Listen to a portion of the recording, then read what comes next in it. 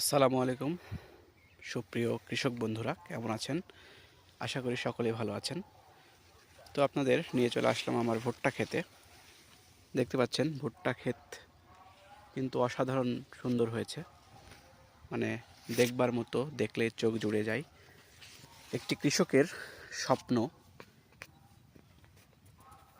অনেক তিল তিল করে গড়ে ওঠে স্বপ্নগুলো।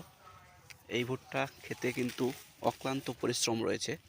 এর পরিশ্রমের ফলেই বর্তমানে আমার এই ভুট্টা ক্ষেতের এই অবস্থা বা এরকম উন্নতি।